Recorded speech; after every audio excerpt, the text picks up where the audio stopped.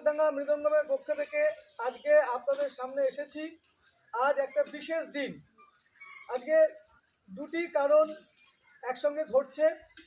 আজকে সারা পৃথিবীতে 21শে ফেব্রুয়ারি বিশ্ব ভাষা দিবস হিসেবে পালন করা হয়, আর সেই সাথে ভারতবর্ষে অন্যতম একটা উৎসব, সবচেয়ে বৃহৎ উৎসব, ভারত রং মহোৎসব। এই ভারত রং মহোৎসব এবছর 25 বছর পদার্পণ করেছে, যার আজকে শেষ দিন।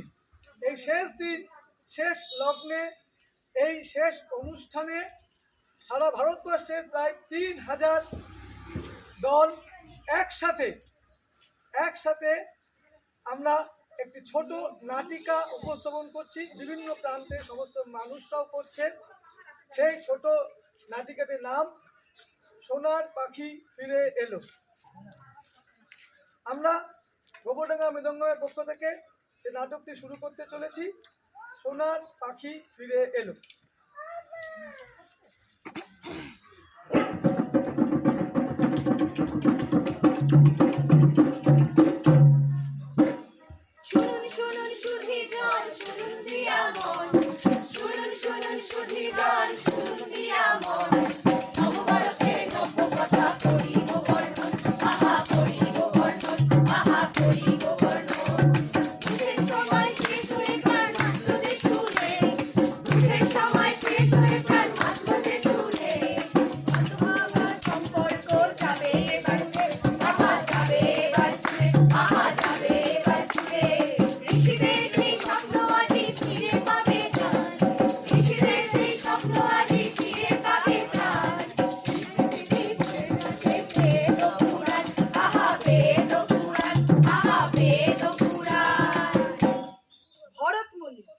ভরতমুনি সৃষ্টি করেছেন এই নাট্যশাস্ত্র।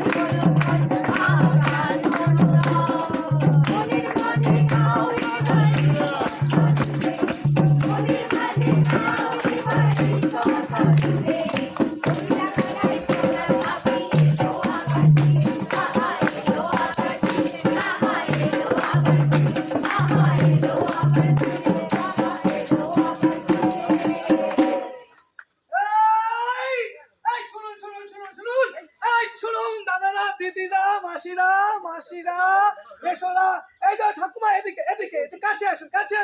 এই তো দাদা, কাছে আসুন। আজ আমরা এখানে এসে গেছি এক জাদু দেখাবো। নাটকের জাদু। হ্যাঁ, নাটকের জাদু। সেটা আবার কেমন হবে?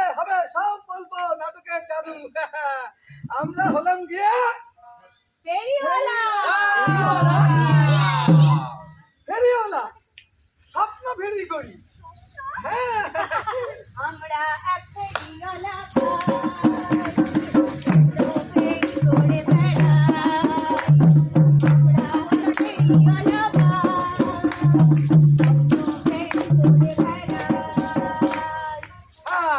আমি হলাম এক পাখিওয়ালা।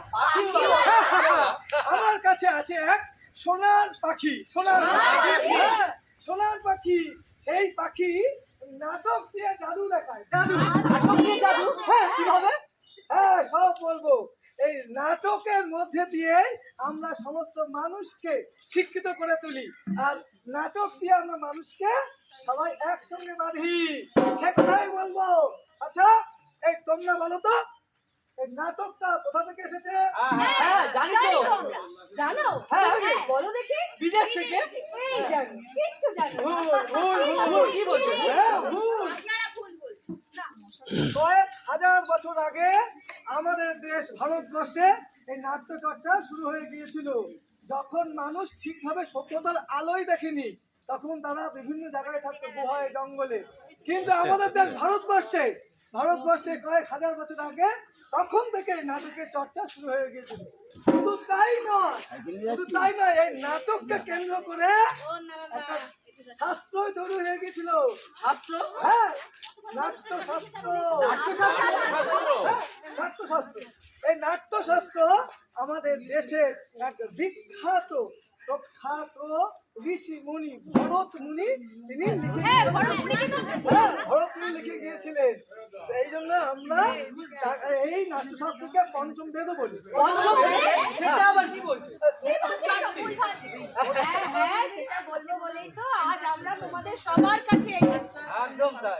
আচ্ছা, তোমরা তো জানো বেদ চারটি। একটা কি জানো তো, তোমাদের জানার বড় অভাব। কেন বলো তো?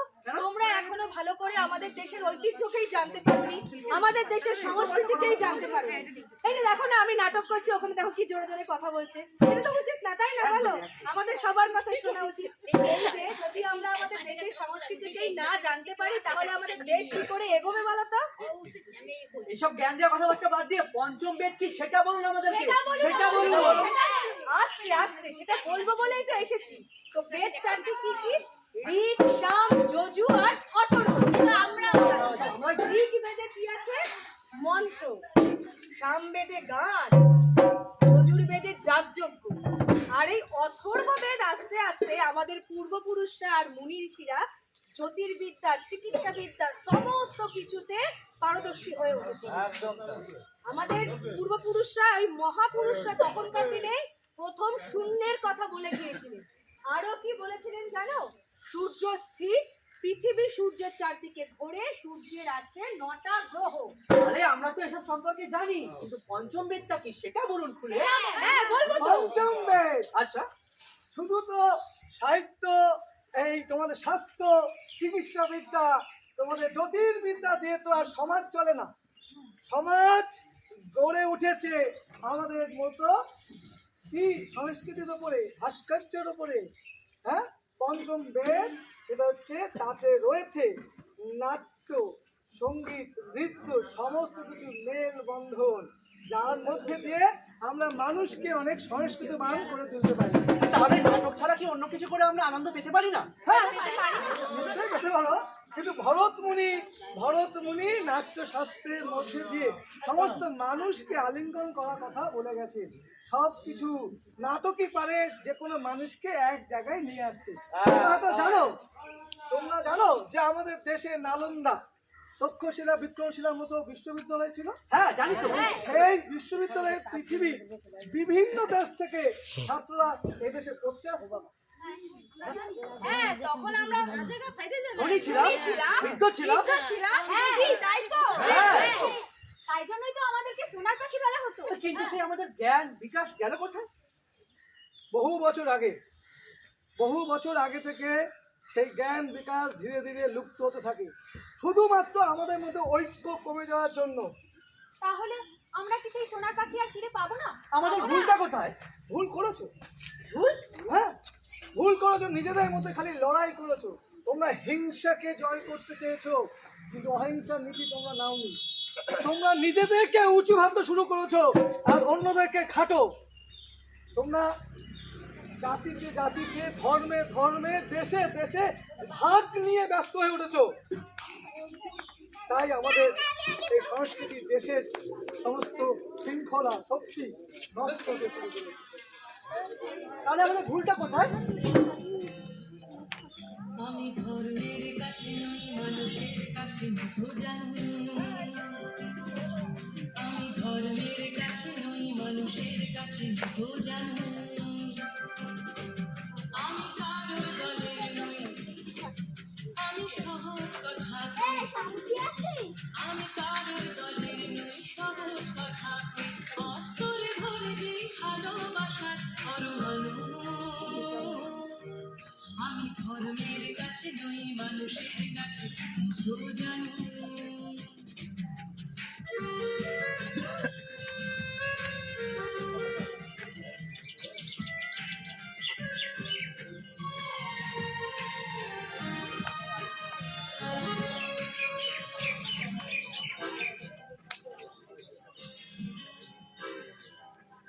আমি ভালোবাসার সুরে গান গাই চাওয়া বলতে শুধু এটাই আমি ভালোবাসার সুরে গান গাই চাওয়া বলতে শুধু এটাই বন্দুক ফেলে দিয়ে বন্ধুর হাত ধরা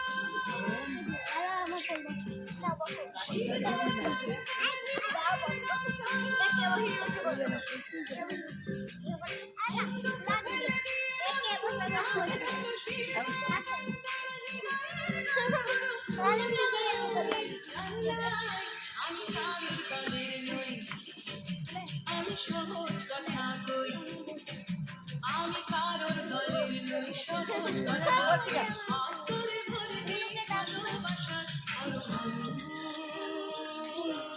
আমি ধর্মের কাছে নই মানুষের কাছে মধু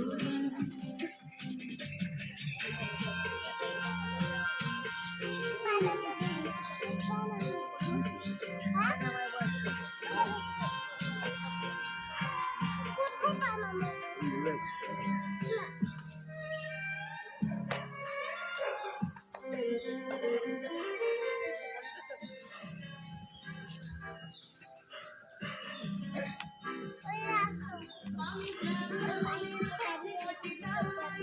স্বপ্ন দেখি শুধু একটাই আমি জাগরণের পথে থাকি তাই স্বপ্ন দেখি শুধু একটাই বৌদ্ধ খ্রিস্টান হিন্দু সবাই একসাথে বৌদ্ধ খ্রিস্টান হিন্দু সবাই ঠিকানা সবার একটাই আমি কারোর দলের নই আমি সহজ কথা কই আমি কারোর দলের নই সহজ কথা কই বলে দিই ভালোবাসা আমি ধর্মের কাছে নই মানুষের কাছে জানি আমি ধর্মের কাছে নই মানুষের কাছে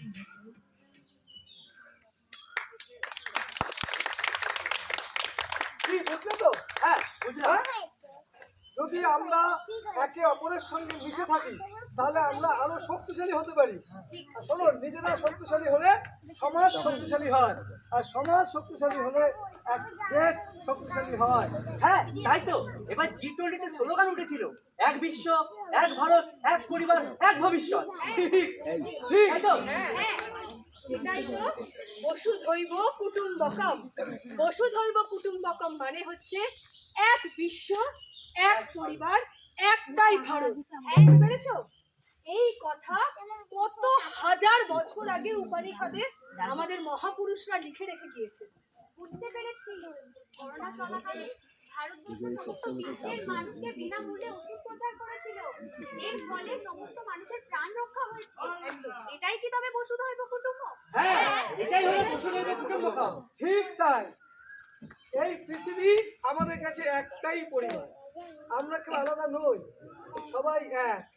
যদি আমরা এইভাবে চলতে পারি তাহলে দেখবে এই ভারতবর্ষে একদিন সোনার পাখি হয়ে উঠবে। তাহলে এই সোনার পাখি ফেরাতে গেলে আমাদের কি করা উচিত? ঠিক ঠিক সব বলবো, কিন্তু সোনার পাখি আগে ফিরে আসো। ফিরে এসেছে সোনার পাখি, করবো সবাই ডাকাডাকি। ফিরে এসেছে সোনার পাখি, করবো সবাই ডাকাডাকি। সোনার পাখি, করবো সবাই ডাকাডাকি। ফিরে এসেছে সোনার পাখি, করবো সবাই ডাকাডাকি। আসবে না আর অত্যাচারী, শেষ হলো দুঃখের ঘড়ি। আসবে না আর অত্যাচারী, শেষ হলো দুঃখের ঘড়ি। দেবো না আমি তাকে, যেতে দেবো না আমি তাকে।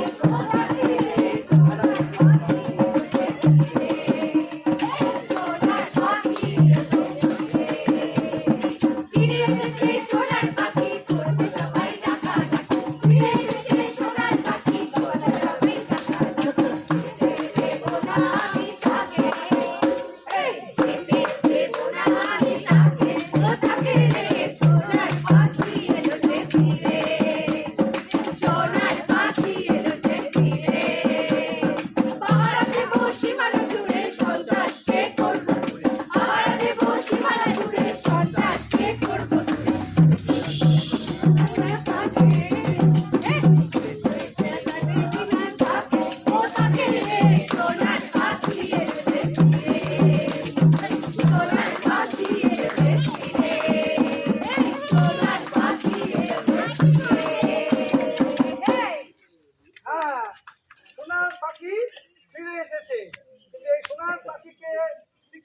গেলে কি করতে হবে তোমাদেরকে? আমাদের কি করা উচিত? হ্যাঁ, তোমরা মানুষের কাছে যাবে, নাটকের মধ্য দিয়ে মানুষকে শিক্ষিত করে তুলবে। কারণ নাটকই পারে একটা মানুষকে সঠিক পথ দেখাতে। তোমরা যারা শিক্ষিত তারা অশিক্ষিতের কাছে যাবে, তাদেরকে শিক্ষিত করে তুলবে। যারা তোমরা নারীর বিষয়ে বেশি সচেতন, তোমরা অন্য নারীদেরকে আরো বেশি সচেতন করে তুলবে। ভুলে যেতে হবে তোমাদের মধ্যে লড়াই, তোমাদের মধ্যে হিংসা ভুলে যেতে হবে। তবেই দেখবে একদিন আমরা মাথা উঠবে রাধা। আপনি ঠিকই বলেছেন। আমি আজই বাড়ি গিয়ে বাল্য বিবাহ সম্পর্কে একটা নাটক লিখে ফেলি। আমার বোনের জীবনেই ঘটেছে। এই বিয়ের পর নিয়ে বিয়েতে বোনকে পণ দিইনি বলে তার শ্বশুর বাড়িতে তাকে কত অত্যাচার করতো। আমি এই নিয়ে আজই লিখবো। আমিও সকলকে গুণবত্তা সম্পর্কে সচেতন করবো। বাহ, এই তো চাই। এটাই চল। হ্যাঁ, আমরা শপথ নিচ্ছি এইভাবেই সমাজকে আমরা এগিয়ে নিয়ে যাবো। একদম, এই তো। দারুণ দারুণ। তোমরা যদি এরকম শপথ নাও তাহলে দেখবে 2047 সালে আমাদের ভারতবর্ষ 100 বছরে পদার্পণ করবে স্বাধীনতায়। যে স্বাধীনতা এত কষ্ট করে আমরা পেয়েছি তার 100 বছরে আমরা পা রাখবো।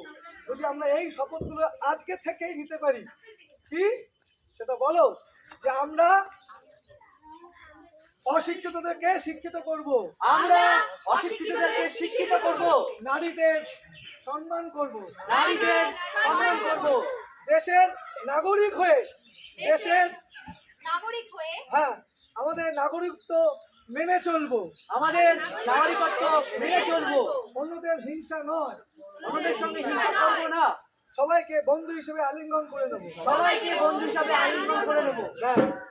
তাহলেই দেখবে আমাদের ভারতবর্ষ একদিন সোনার বাকি হয়ে সারা পৃথিবীর মধ্যে উঁচু হয়ে থাকবে। জয় বন্দে ভারত, বন্দে ভারত, জয় বন্দে ভারত। জয় বন্দে ভারত। বলো বলো বলো সবে, কত বিরামে নুরবে, ভারত আমার জগৎ সভার শ্রেষ্ঠ আসন রবে। কর্মে মহান হবে, কর্মে মহান হবে, নবদিন মনি উদিবে আবার, পুরাতন হে পুরাবে। বলো বলো বলো সবে, শত বিরামে নুরবে, ভারত আমার জগৎ সভার শ্রেষ্ঠ আসন রবে। এত কিছু পরেও যেখানে সারা পৃথিবীতে নিজেদের মধ্যে লড়াই চলছে, এক দেশের সাথে আরেক দেশের লড়াই, সেই জায়গায় দাঁড়িয়ে ভারতবর্ষ অন্যরকম ভাবছে। এই 25তম ভারত রং মহোৎসবকে মাথায় রেখে আজকের দিনে কত মানুষকে এক ছাতার তলায় আনার চেষ্টা করেছেন। সেই জায়গা থেকে আপনাদেরকে অসংখ্য ধন্যবাদ যে আপনারা আমাদের পাশে থেকেছেন, এই শপথ গ্রহণে আপনারাও সঙ্গী হয়ে থাকলেন। ভালো থাকবেন, আবার কখনো দেখা হবে। নমস্কার।